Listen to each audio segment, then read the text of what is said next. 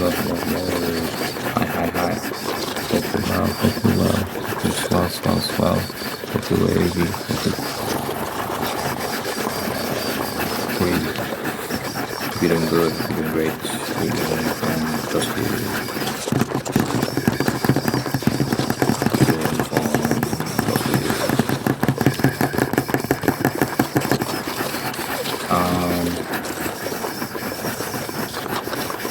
Thought I'd talk about politics today. I know. Once in a while, guys. Once in a while isn't bad, okay? Once in a while. I watched the debate last night, and actually early this morning,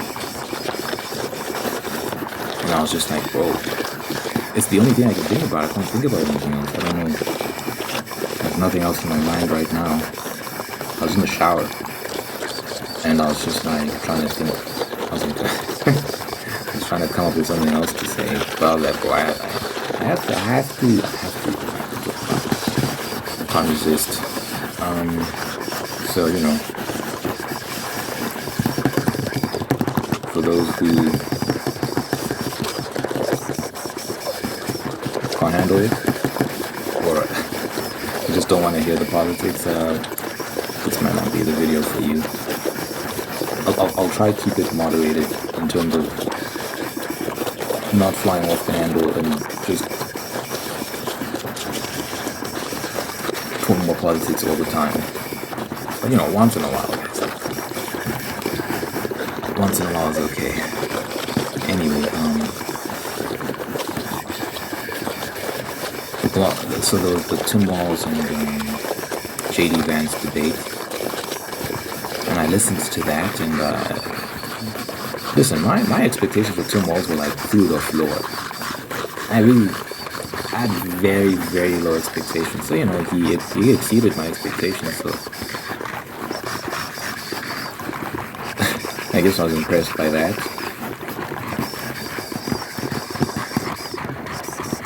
Before we get into the content of the debate, that's the reactions I was witnessing. Obviously, like when you go to the side I support, which is like the Republican conservative side. Just disclaimer for anyone who doesn't know, just for full transparency. I don't live in America. I live in South Africa. But I do think American politics, I know it's just a fact. American politics affect the world in very, very big ways, particularly economically as well. The US dollar is the reserve currency of the world. It is not a coincidence that when the US economy started sinking, when Joe Biden got into power, the rest of the world also followed suit. Like, prices are up everywhere. Cost of living is up everywhere you go. Here in South Africa, prices are going up. It's great. They've been going up. Obviously, like, you can't blame it all on America because each country is unique and has its own unique economic situations, and you can mitigate the bad decisions of the bad economic policies of America. You can do things to diminish the effect on your own country. We don't have competent government here in SA, so that's not the case here. But American politics definitely do affect the rest of the world. Even on a cultural level, a lot of the things that pop up culturally make the world the way around the world from America. So America influences the world in many, many ways. I always get some ignoramus talking about, why are you talking about American politics? You don't live here. You shouldn't talk about American politics. First of all, I can talk about what I want to talk about. But also, it does affect me, actually. It affects everyone. But it's just such a silly perspective to have, like, you're not allowed to talk about this thing that you're interested in. It's like, even if it didn't affect me, I'm allowed to talk about it if it interests me. But it does. It definitely does affect me. It affects a whole lot of people. Especially when it comes to war. Especially when it comes to war. Because America loves intervening in the business of other countries and it causes a lot of problems that really escalate. Anywho, disclaimer out of the way.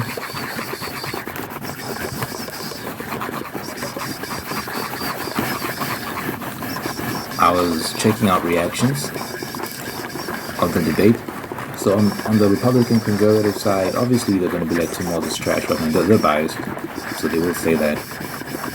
But what I was surprised by is you go over to the Democrat side, and the mainstream liberal media was going in on Tim Walz's performance. He had a bad performance, guys.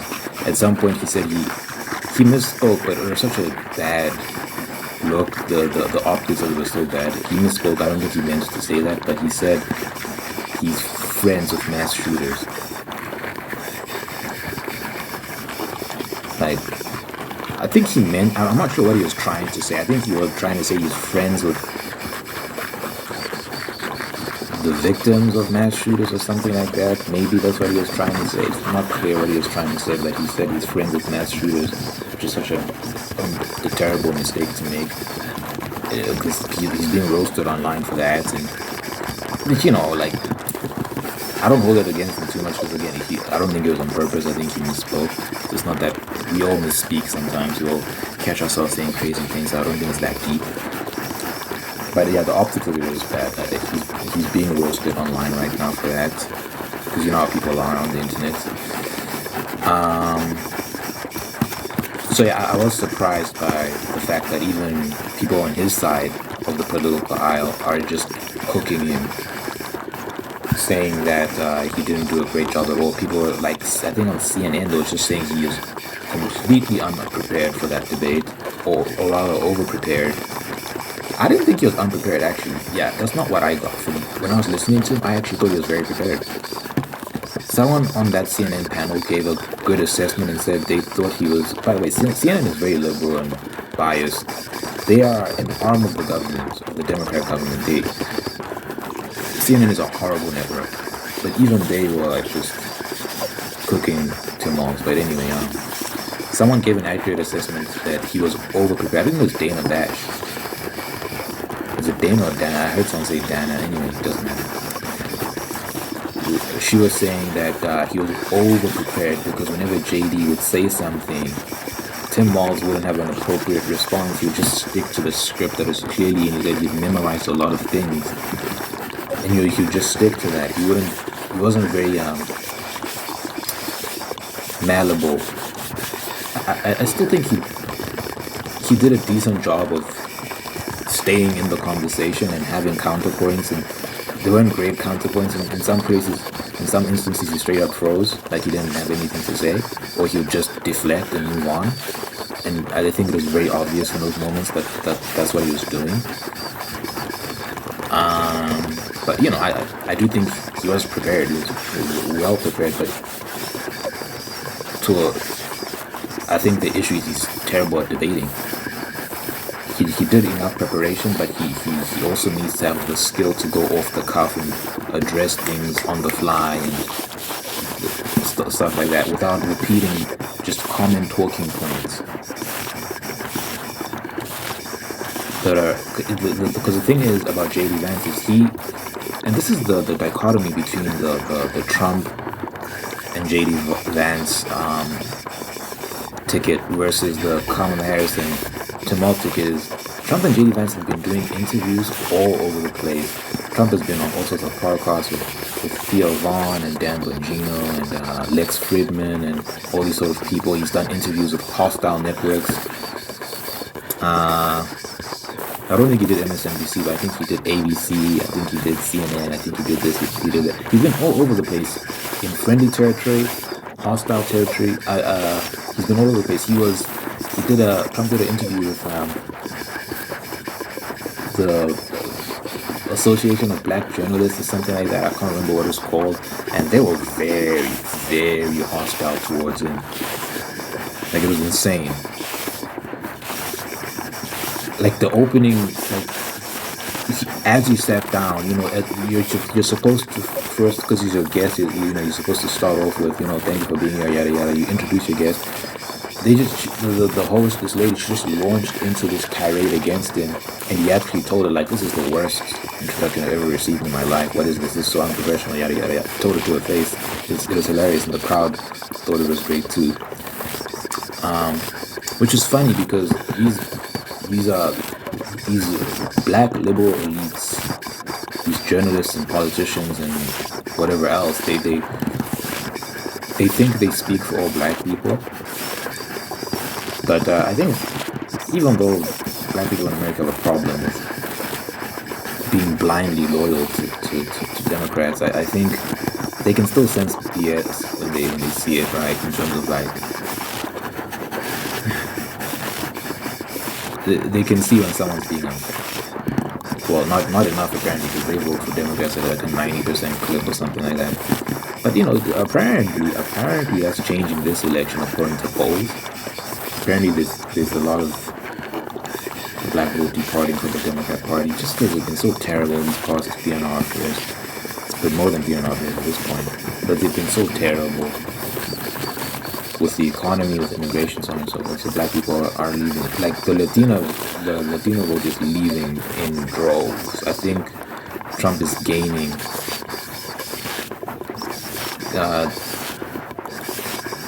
There's been a 20% drop in Latino support for the Democrats, which is the highest percentage drop in decades. Yeah. Decades. It's never been this bad. So Latinos are leaving the Democrat Party like never before.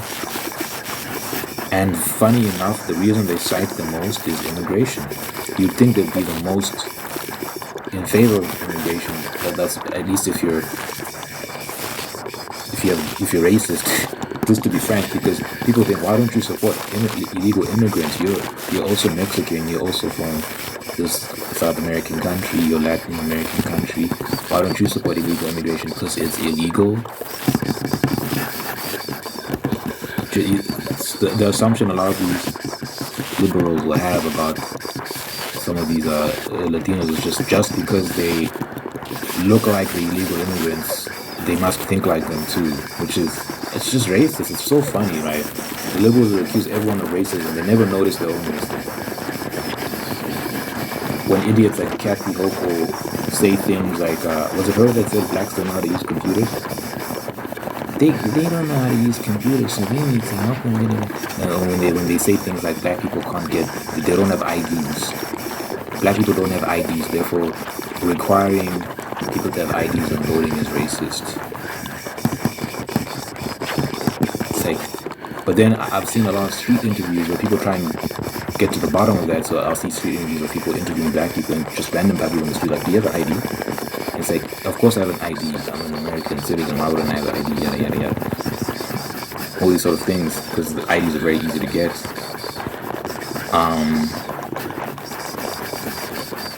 And they'll explain that, some people say that y'all don't have IDs, you don't know how to get IDs. And they'll say that that's insulting. We're not children. We're not stupid. Yeah, I think a lot of these liberals have a very condescending view of these people. The blacks, the Hispanics, the quote-unquote people of color, right? They're very condescending views. And they have very, very, very low expectations. But anyway, let's not get sidetracked. The dichotomy between Trump and Vance is that they do a lot of interviews. Kamala and Walz don't. They barely do any interviews. In fact, that was a major criticism of them. The people kept turning up the heat, like, why aren't they doing interviews with anyone? Why aren't they doing interviews with anyone? Eventually, they succumbed to the pressure and did some interviews. The first interview Kamala did, she had to have Tim Walz by her side. She couldn't do a one-on-one interview. She had to have someone with her, which was so whack. Like, it's unheard of. Like, your first interview and you have support. Tim Walz is like her emotional support animal. It was so, and it was with CNN. It was such a softball, friendly interview. You contrast that to what Trump and Vance go through. They deal with very hostile media who are constantly trying to catch them, with very tricky questions and loaded questions and all these sort of things. It's very disingenuous, and they always manage to come out on top of that. Whereas Kamala and Walls, they keep getting these very softball interviews where they get multiple choice questions, and the interviewers are very friendly and they smile and they never push back on blatant falsehoods and things like that. So that's been a major critique of them. And because Tim Walz was not subjecting himself to that rigorous process of being in unfriendly territories, so like, why doesn't he go on Fox News, which leans more right, which leans like more Republican? Why doesn't he go on Fox News and get hostile questioning? I think that'd be more fair to him than the liberal networks would be to someone like Trump. But why not go there and get grilled so that you can prepare, right? You can prepare for war when you eventually debate. Nope, they took the easy way, and it showed during the debate, because when it came time for him to answer questions and be confronted by J.D. Vance, he buckled. It was so bad, guys.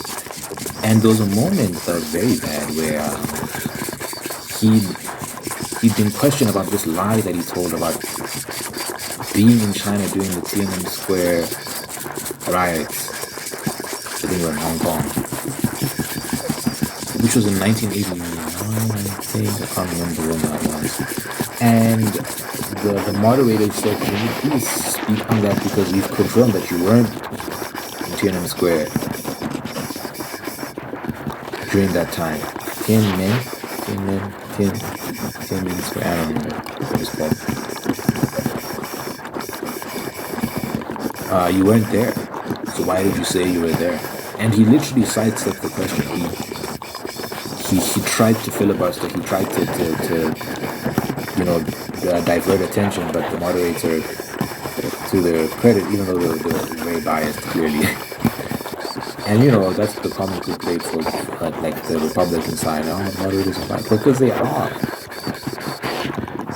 They one of the stipulations for the rules of the debate was like, we will not fact check this debate, because sometimes these fact checks, what we've seen with a lot of these fact checks, quote unquote fact checks, these past couple of debates, they've been wrong, and all they do is just derail the conversation. It's very unprofessional.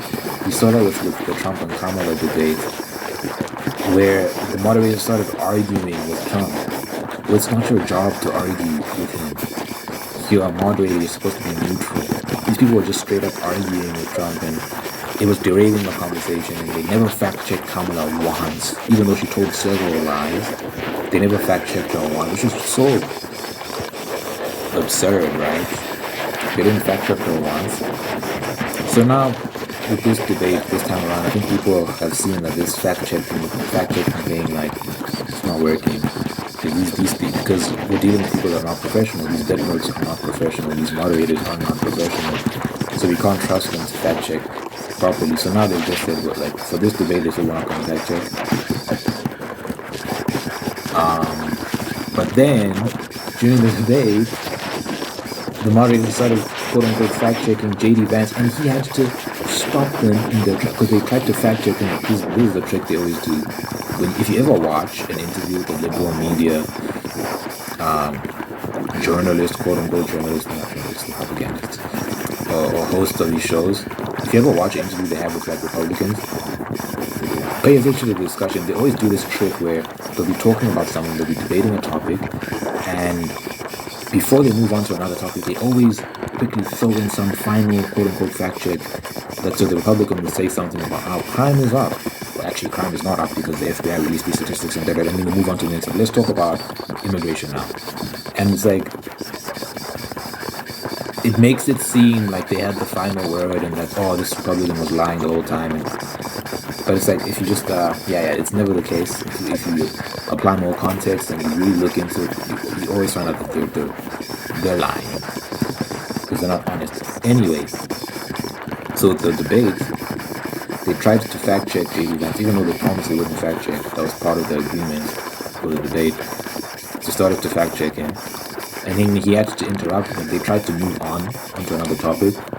He had to interrupt them and said, no, no, no, you said you're not going to fact check me. Since you did, let me fact check you. Because what did they say? They said that a lot of the illegal immigrants coming in are actually legal immigrants. So the Haitian immigrants, for example, are legal immigrants or something like that. Maybe not in the Haitian context. I mean, they are quote unquote legal. But there's a lot of illegal immigrants in America that have legal status technically. But what JD Vance pointed out was that there's an app you can get if you're an illegal immigrant that is very easy to work with, that very easily gives you legal status as an immigrant. So you bypass the whole process of having to wait 10 years to get a green card and all these sort of things that other people would have to do who are entering the system the right way, who are entering the country the right way. So you're just saying these people have an app that they can, what do you mean these people are legal? They're not legal. Because y'all are just changing the definitions of things now. But like, we're talking about the proper process. They didn't go through that. They just walked through the border. They just walk through the border, get an app, and then punch some details into the app, and then boom, they're legal. That's not how it's supposed to work. So obviously, but they turned off his mic and moved on to the next topic. It was insane. So it's things like that that just like really discredit these networks. These people are so corrupt. They're propagandists. These are not legitimate networks, man. These are not legitimate journalists. Anyway.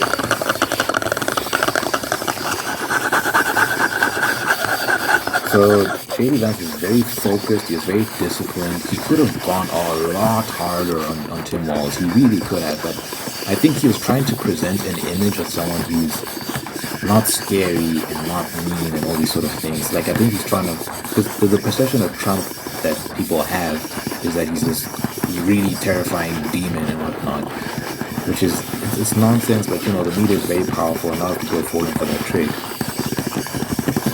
I'm not sure how many people are falling for it, but there are quite a few people who are falling for it. And they're beyond help. In a lot of cases, I just think people are convinced that Trump is the devil. So I think what JD Vance is trying to do is create a sort of contrast. So there are a lot of attack lines he had for Tim Walz. For example, Tim Walz lying about his military record, lying about his DI because he had DI, which he lied about. Lying about the Tiananmen Square thing, lying about something else he lied about. Oh, how his wife got pregnant, because he wanted to make a point about IVF, because he's like, oh, Republicans are against IVF, but my wife got pregnant through IVF. First of all, Republicans are not against IVF. They've stated multiple times that they support IVF. Trump himself has stated that multiple times that he supports IVF, and he said it from the beginning. He was never against it.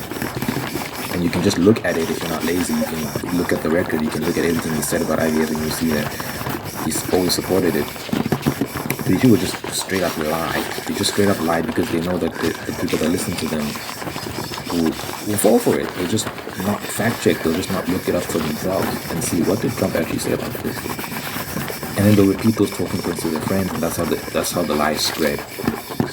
Trump wants to do a federal abortion ban. He never said that. In fact, he said the exact opposite. He's opposed to a federal abortion ban. He believes in exceptions. I think he said he believes in a 12-week, up to 12 weeks. So he said it should be more than that. I'm opposed to a lot of these things because I'm Christian, I'm conservative, I think abortion is evil, all these sort of things. But Trump is not that. He's actually in the middle with a lot of these issues. But again, media is powerful, man. It can really warp the perception of a person if you're not willing to go and listen to their own words from their own mouth. And you're getting the information from other people constantly. That's what you end up with. A distorted image of a person. It's not the full picture. Because Trump gets a lot of criticism from the conservative side that he's not conservative enough. He gets a lot of criticism, especially when it comes to abortion. People wish he was more strict and all these sort of things on abortion, but he's not. He's actually very moderate. And you know, with the abolishment of Roe v. Wade, he left the decision to the states. So it's a democratic process.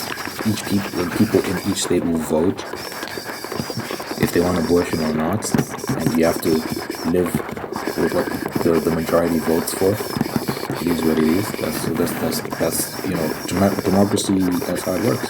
So you can't just say you only want democracy when it benefits you. That's the trade-off. Sometimes it won't benefit you. If the majority says you want this, then you have to suck it up. Anyway,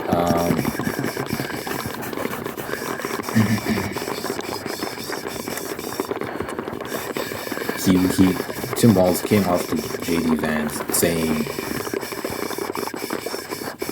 he lied about the IVF thing, that Republicans want to end IVF. Well, my wife was on IVF. His wife, turns out his wife was not on IVF. She didn't get that treatment. She got some other treatment. So he just straight up fabricated those details in order to make a political points. And so there are many attack lines J.D. Vance could have used to hammer home his points, but he didn't use any of them. I think for the sake of being civil and not coming off as overly aggressive, which is unfortunate that he has to play those games because a lot of people are very squeamish. A lot of people are very childish. You know, oh no, he's so mean. I don't want to vote for him. It's like, oh my gosh, bro. It's so ridiculous. Guys, you're not voting for your best friend.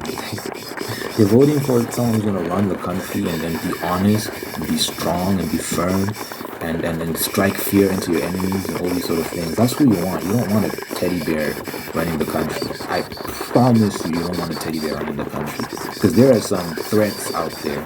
You're talking about Russia, you're talking about China, you're talking about North Korea, you're talking about a lot of places that are very hostile towards the US.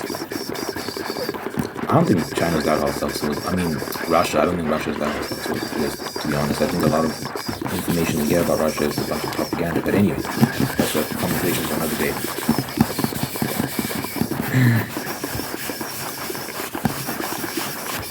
But yeah, he has to turn down the volume. Turn down the levels a little bit. He didn't crank it all the way up to 100, but he could have been. It would have been brutal. But I think it worked. His tactic worked because what I'm hearing from a lot of like people online is that, he came off as really nice and affable and all these sort of things. So those swing voters, those people who are undecided, those are the ones that are kind of shifting over to the Trump JD Vance side after this debate. So yeah, the debate was bad for Tim Walz. It was not good. It was not good at all.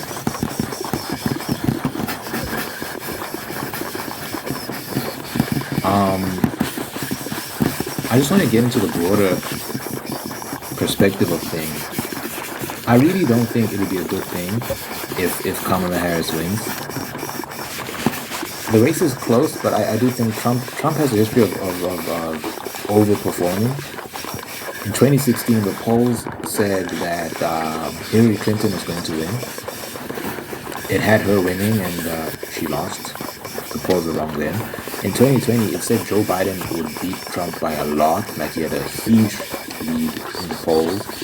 But that race was extremely close in the end, very, very close in the end. So Trump overperformed again in 2020.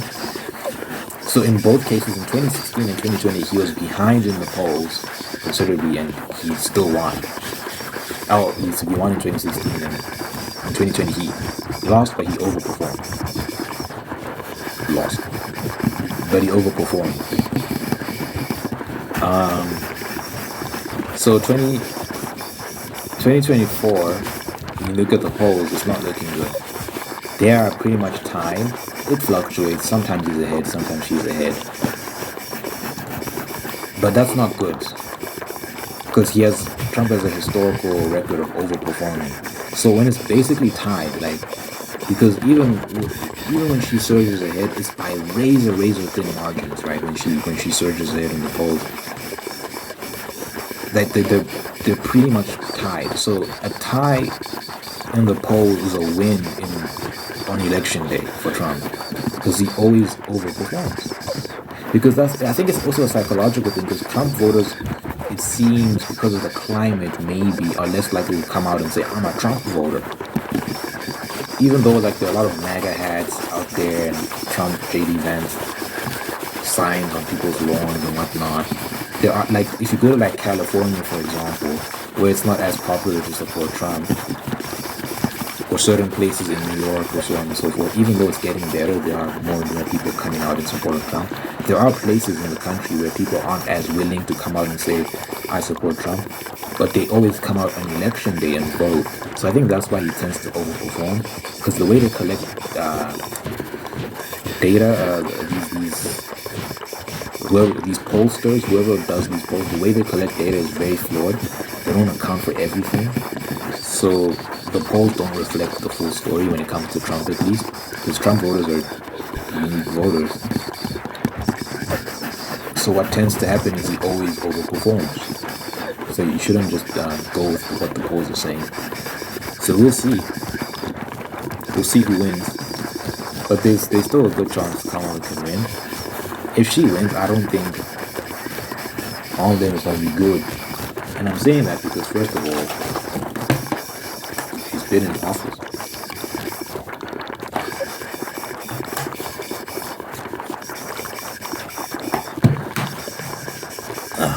She's in office right now. She's in office right now. I don't think it's going to be good. Because it's not good. The world is falling apart. Joe Biden and her have messed up the country. What is Joe Biden even doing right now? That guy's not running the country. I don't think anyone actually thinks that guy's running the country. So who is? It's actually a scandal, guys. It's actually a scandal. Who's running the country right now? Whoever's running the country was not elected to do so.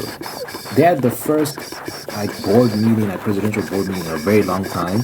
Joe Biden wasn't there. His wife had to fill in for him, which is unconstitutional because the vice president is supposed to fill in that situation, but his wife was sitting in for him. Who the hell elected her to do that? It's insane. It's insane. It's madness. It's a scandal right now. It means there are a bunch of people making decisions on behalf of the American people that were not elected. Because we know Joe Biden is... This thing in here is gone. This man is a ghost, bro. Dead man walking. I don't want to be mean, but... This guy is like, he's a walking corpse. He's not running shit. Anyway. They have done a terrible job. The economy is in tatters. It's not doing good, and the world is feeling that. Again, the dollar is the reserve currency, and we all feel it when the dollar is not doing good. And the American economy is not doing good. So many aspects of the global economy is tied to American business. Anywho.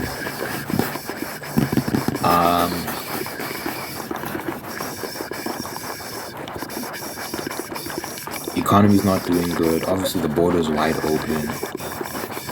Wide open. So that's a problem, and it's leading to all sorts of infrastructure issues because these immigrants end up taking up a lot of infrastructure. A lot of them commit crimes. Like there's been many cases in many cities where they've had to shut down schools. They've had to shut down schools so the kids get kicked out of school so that they can house illegal immigrants in the school. It's insane.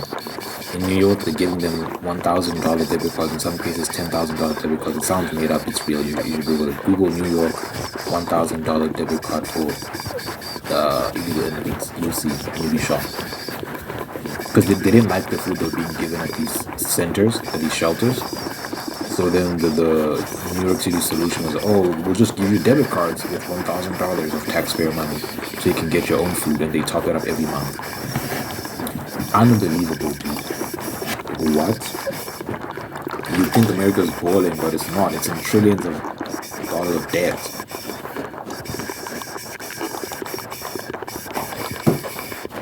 I don't know if it's trillions. It's 1 point something, I believe, in debt, which is absurd.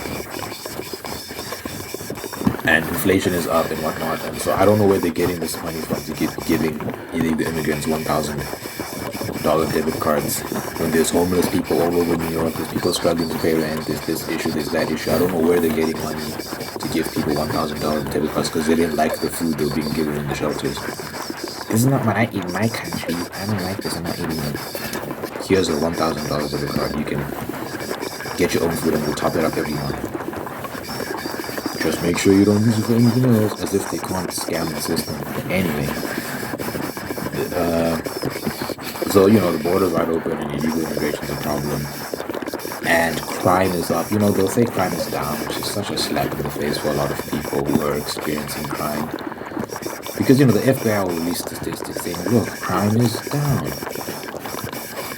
It's not down, but the issue is that in a lot of these liberal cities especially, they defund the police. And they treat the police very badly to the extent that police are leaving a lot of these blue states and going to places like Florida and Texas, but leaving places like California and then Oregon and places like that, where they're very hostile towards police. And New York as well, a lot of people from New York are leaving. Just a quick aside in New York, they say crime is down, but Kathy Hochul had to bring the National Guard into the subways. You got soldiers in your subways, but crime is down. Yeah, right. Okay. The two things aren't adding up. The math is not mathing, but anyway.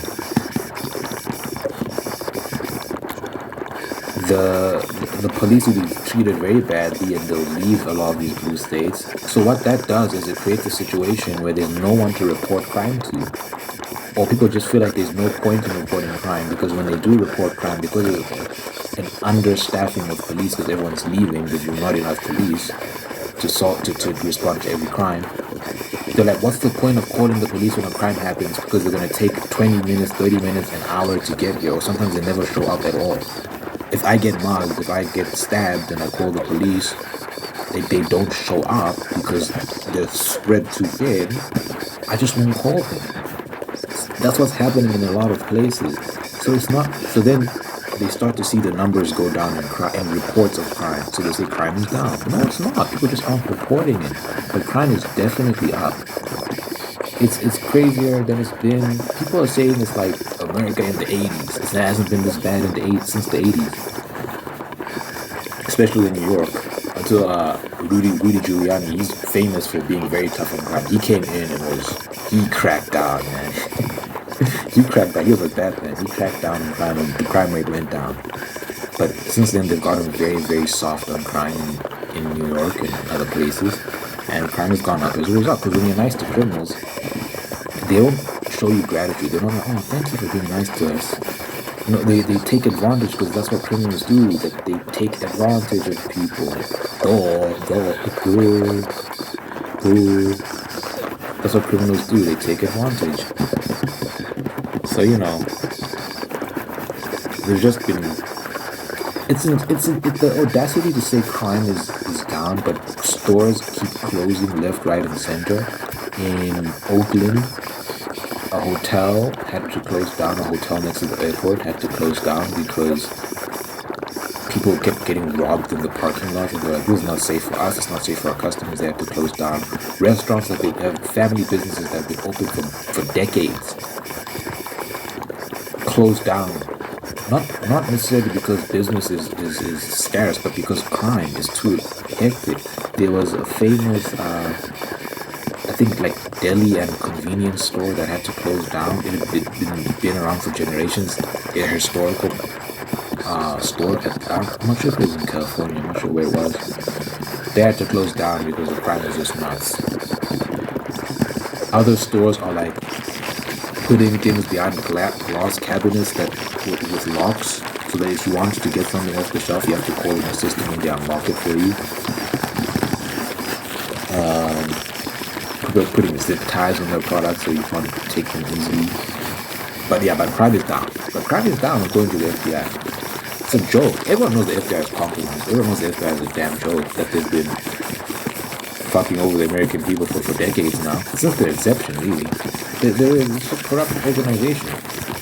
Why would you trust the FBI for anything? They cook the books. They cook the numbers.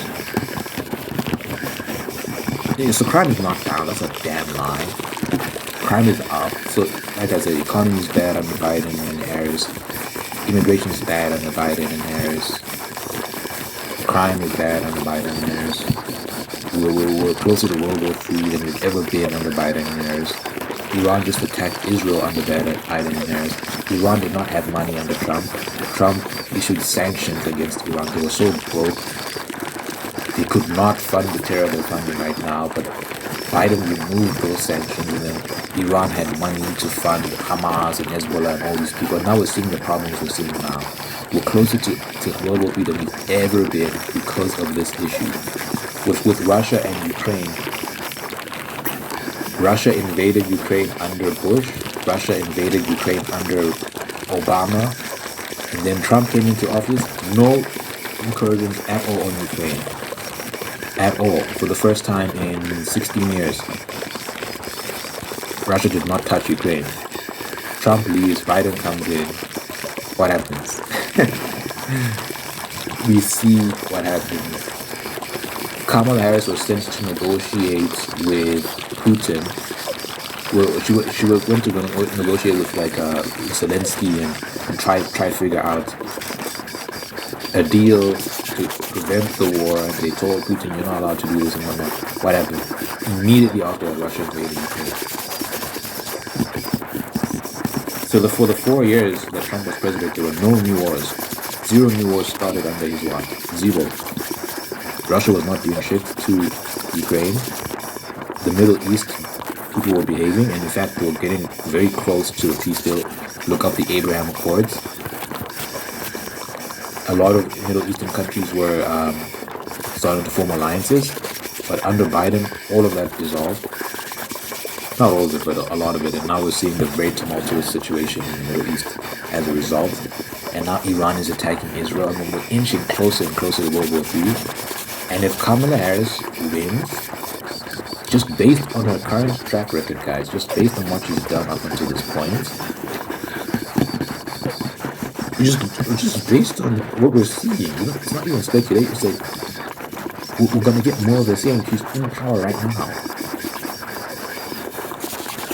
Biden was on The View with those cackling hens, as people call them, Whoopi Goldberg and the clowns. Biden was on that show, and he said that he gave Kamala a lot of power. So she wasn't just a puppet or a pawn or anything. Like, she actually had power. She wasn't just sitting there looking pretty. Biden said that I trusted her with a lot of things, and a lot of things I could do, she could do too. So he's tying her to his record. He's tying her to the job he did in those 4 years. Maybe he's delusional and thinks he's done a good job. No, he hasn't. And he's implicating her in the very terrible situation that he's created. So those two are in on it together. So no one can say, "Oh, she was vice president, she didn't have any power or whatnot." Biden disagrees with you. Biden, out of his own mouth, said, "I gave her a lot of power. She could do what I could do, and I trusted her with the border, I trusted her with this, I trusted her with negotiations, I trusted her with a lot of things, and she was the tie-breaking vote on the Inflation Reduction Act, which, funny enough, increased inflation." So yeah, terrible things, man, that they've done, and I just think it would be more of the same if she wins. More of the same. She wants to oh my gosh, guys. It'll be worse. It won't be more of the same. It'll be worse. If you hear her economic policies, wow, this is 42 minutes. We gonna go in. This might be an hour.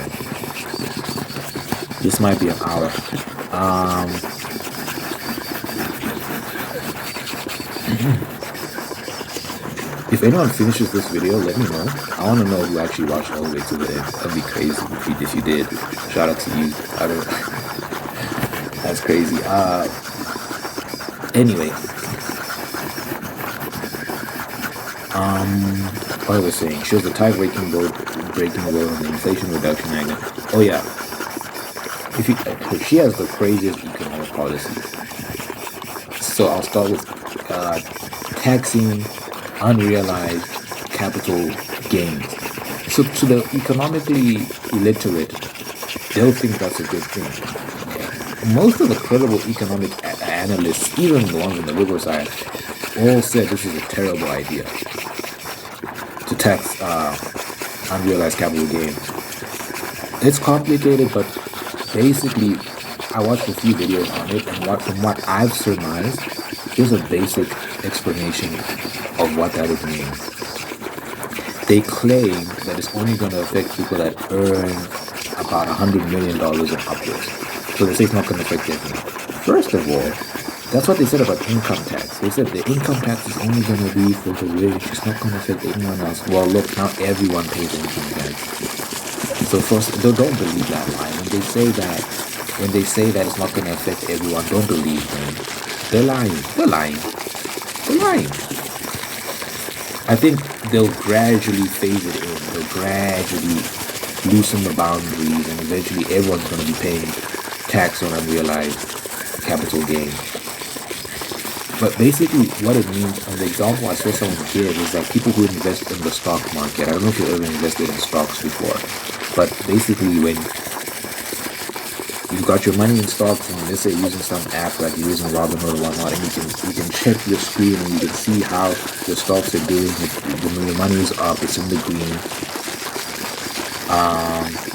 You invested $10,000, but now it's amounted to like $20,000 over time. They can tax you on that. They can tax you on the potential. But you haven't sold the stocks, it's just money sitting in your brokerage account, whatever.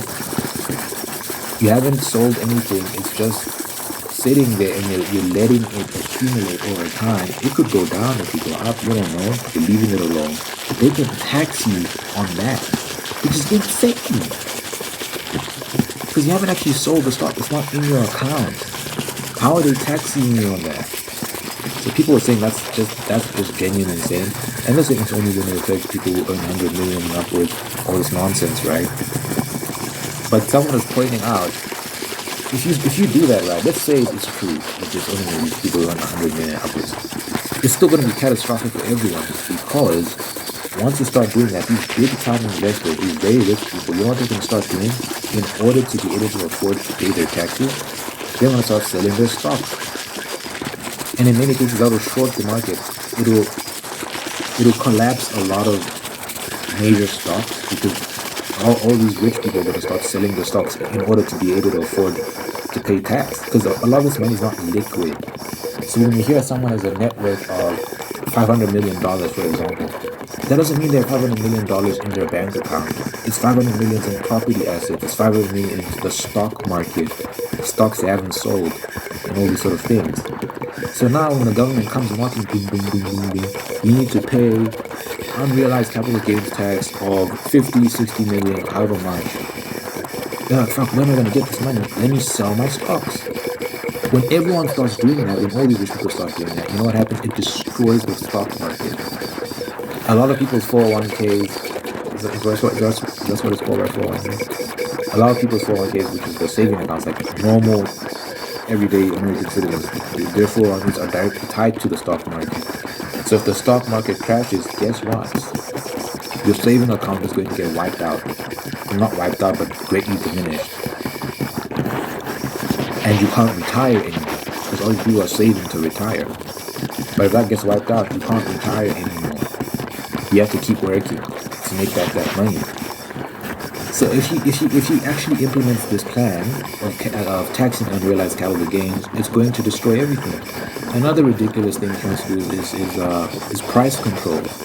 She's making the claim that the reason why prices are high is not because of inflation. It's not because her and Joe Biden have done a terrible job, terrible economic policies that have resulted in inflation, like printing money constantly for nonsense.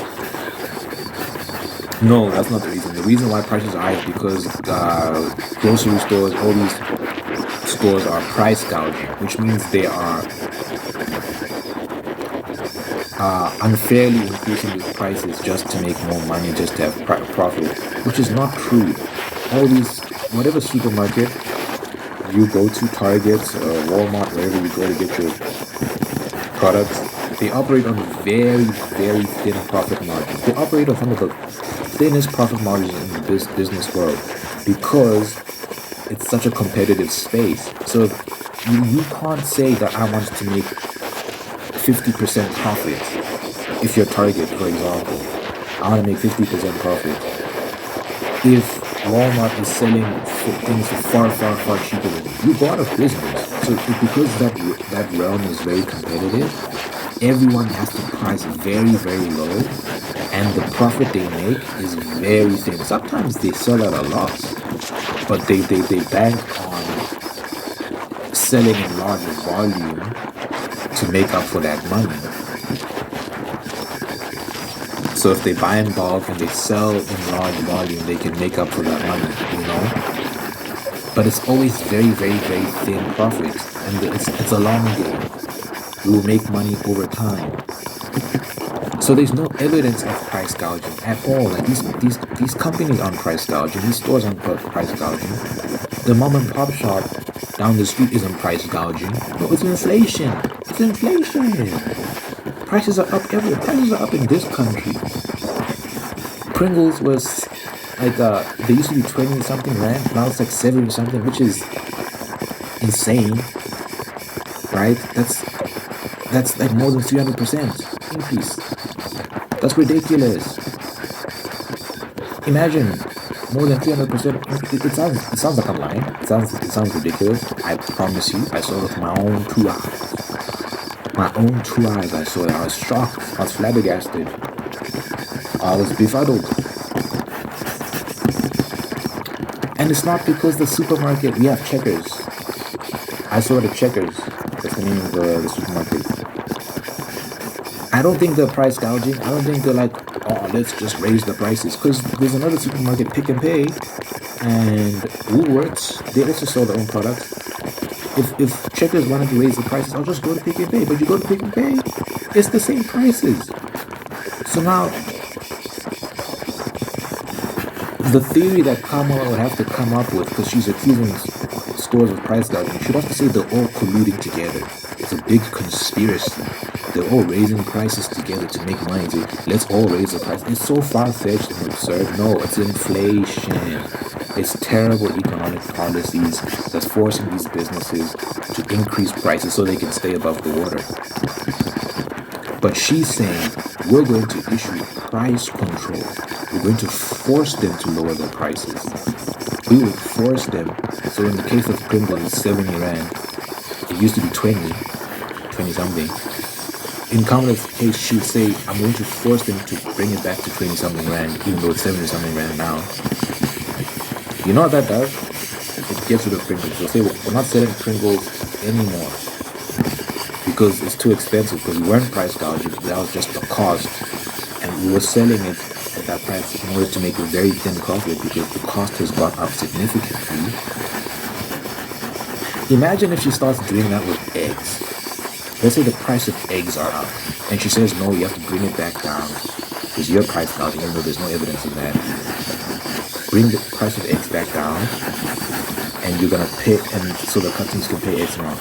You know what they're gonna do? They're gonna stop buying eggs. Like the stores are gonna stop buying eggs from suppliers, and there'll be an egg shortage because eggs are too expensive to sell. Because the cost will outweigh the profit. There'll be no profit. The cost price will be higher than the selling price. Therefore, you just stop selling eggs. Imagine if they do that with milk and with meat. It's happened before. It's happened in Argentina, and it tanked the Argentinian economy, and Zimbabwe and all these countries, Venezuela. And price controls are not a new thing, and they've always been disastrous. You should not be telling private businesses how much they should be selling the products for. Let the market decide that. Like I said, if one store is charging very low prices, the other store can't charge high prices because people just go to the cheaper store.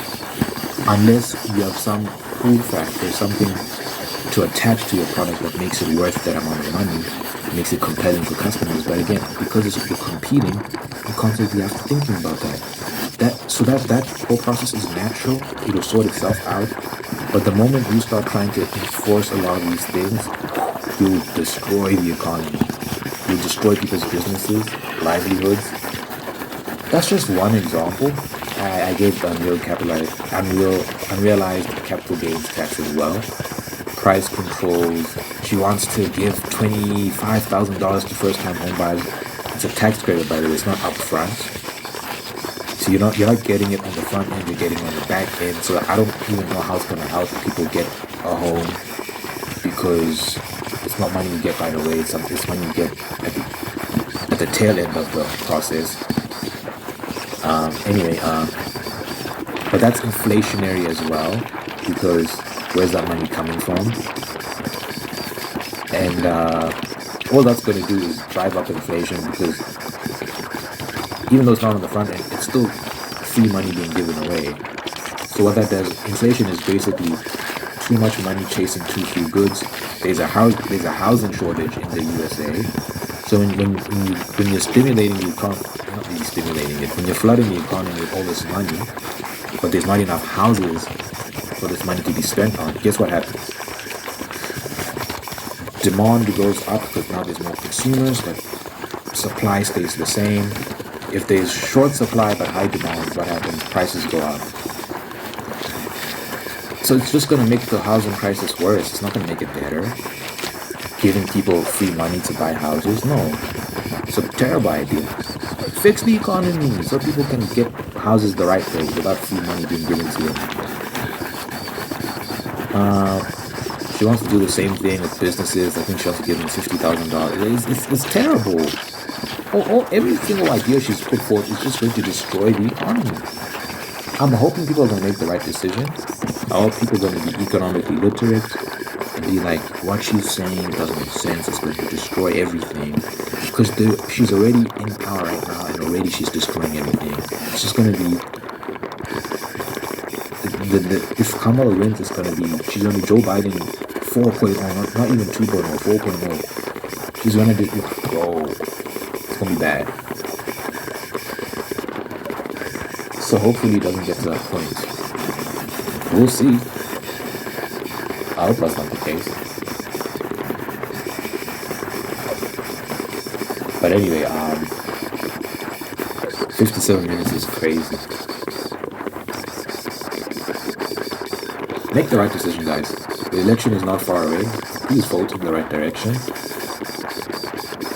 Trump is not Hitler. He's not the devil. Make the right choice. Stop listening to mainstream media so much. Do your own research. I'll challenge you, actually look into his words yourself and see if what he's saying is making sense. But do research. Spend time. Whoever you vote for is whoever you vote for, but please spend time really looking into it. Because again, the choices you make affect all of us. The direction America goes in, the rest of the world has to deal with that. So I'm hoping y'all make the right choice. It's pretty obvious to a lot of people outside of America what the right choice is. Kamala's a joke. She's a joke. She's a joke. She's a joke. Ha ha ha. No. Can't vote for Kamala. You can't. Just can't, guys. But we'll see. We'll see. We pray. I pray. I literally, I'm not even exaggerating. Literally every morning I pray Trump wins. Because if Kamala wins, it's a wrap, guys. It's a wrap. I'm not being hyperbolic. It's over. Because just based on the current trajectory right now, it's gonna be a mess. But yeah, I won't do too many of these political rambles. But I had to just for today. Forgive me. Because it's the first one in a long time, it is pretty long. But yeah, back to regular scheduling going forward. I'll try to keep it kosher for my standards. It's great. It's different about things as individual watchers for not making him whole, unique, and guide them on a part towards peace, prosperity, and purpose. Thank you for blessing this person with wonderful, life, love, and thank you for being the best out of the day for continuing levels of the day to do the same thing. Thank you for blessing this person with love and marriage, and sustaining that love and marriage, and making him very, very, very happy. Thank you for blessing this person with the spirit of gratitude so they can give thanks for the wonderful things in their life and begin thanks. They can find peace, contentment, and attract even more blessings. Let your presence be felt in this person's life, so much your God, let you love them, and be there for them. Good health, long life, and happiness over this person we really care about. In my name, I pray, in Jesus' name I pray. Amen, amen, and amen.